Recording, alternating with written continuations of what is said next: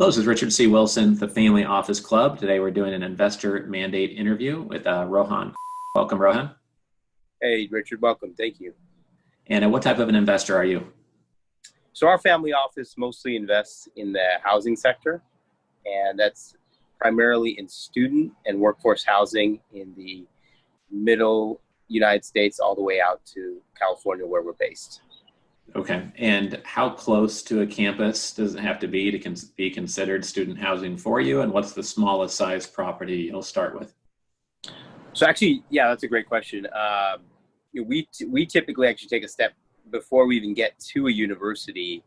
We want to make sure that that school's in a large city, that there's already some existing supply constraints in the city. So most of the schools we're investing around are USC in Los Angeles, where we're based, ASU in Tempe, Las Vegas, Nevada. So these are schools that are already in large cities. There's a lot of interest in being in those big cities, and then there's existing supply constraints, so which adds pressure to the student housing around those cities.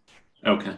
What would I'm guessing you wouldn't go into a fourplex or a 10plex. So lots of groups like yourself feel like it's a waste of time to do anything below 100, 150 units. I mean, where do you guys kind of start where it's actually worth your time to look into it? Well, I think that's changed over the last like 5 years, where Okay. we typically wouldn't have done those smaller deals. But if we have an existing base around a school and we can continue to add pedestrian assets to the university, we will go down probably to a few $1 million.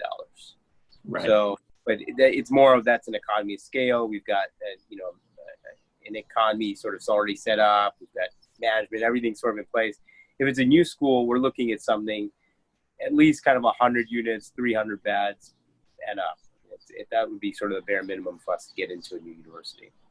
Okay, great. And then what would be the number one piece of advice you have for an investor listening here today? Maybe it's someone who has considered student housing investments, and maybe they've done one or two small ones themselves and they're trying to get better deal flow. Or maybe it's someone who is trying to evaluate workforce housing or student housing providers and figure out, what the best due diligence steps or insights you might have for that would be. I think on the student housing front, it's really changing, and it's changed considerably this past decade. I think being at universities that have a large enrollment, having some level of endowment is really important. I think you'll start to see not only smaller private schools, but even some state schools start to kind of fold into larger ones. So you have to be really careful of that.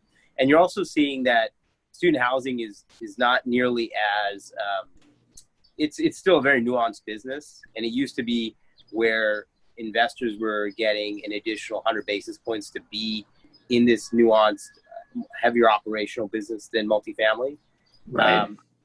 And then that, I think, eroded over the last 3-4 years, where it was basically even, which made the space extremely challenging. You saw a lot of people that were early to it kind of get out or just stand pat. That's probably where we're sitting today. I think looking forward, you really want to make sure that you're in a university that has a really stable foundation, virus aside, outbreak aside, that it's going to really be a part of that city, that town, wherever it is for a long time. And right. that whatever you're buying, that asset is really compelling. It's pedestrian. It has certain features that are going to make it stand out. And then lastly, on the student side, I think really trying to get a handle on shadow markets is important. We've seen at certain schools, especially in the middle United States, where shadow markets have emerged as student housing has become, the entry points have become easier. People can understand better. There's more information out there. So we've seen markets get really disrupted by shadow inventory. Sure. And what would you define shadow inventory as for people that don't know what that is? Most of the time, what you're seeing at most universities is kind of 300 bed to 1,000 bed purpose-built student assets. Okay. And at those same schools, especially if the land or the entry is relatively low, and by that I mean cheap, the dirt is fairly cheap, you will see people building much smaller product, still driven towards the student renter, and it can really erode the demand in that market by just oversupplying it. Right. Okay. Something so, really to look for if you're not familiar with the school, or you didn't go there, or something of that nature. I think that's a really important piece as you're doing your diligence. Sure.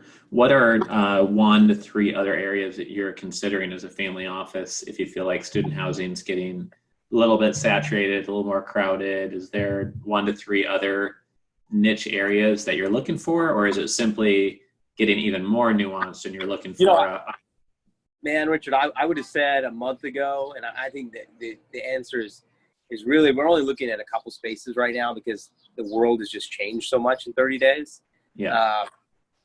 And those really are workforce housing, not fully suburban, but we'd look at that. We're looking at some of those deals now, but just outside of urban cores. Okay. And that could be anywhere from, we typically are 80s or better in terms of vintage. So 1980, 1990 or better. Okay.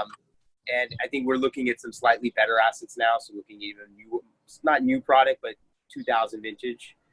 Sure. And we're looking for older product where there's really good stories around it, where we feel like, people are always going to need that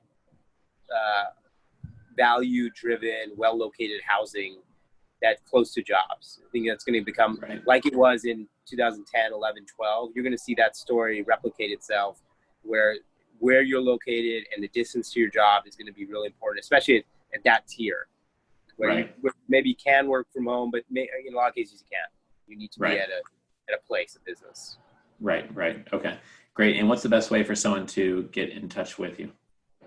Sure. You can go to our website, and my email is rohan@.com. You can always call me at 323. Great. Thank you, Rohan. Take care. Thank you, Richard. Be in touch. Bye. Yeah.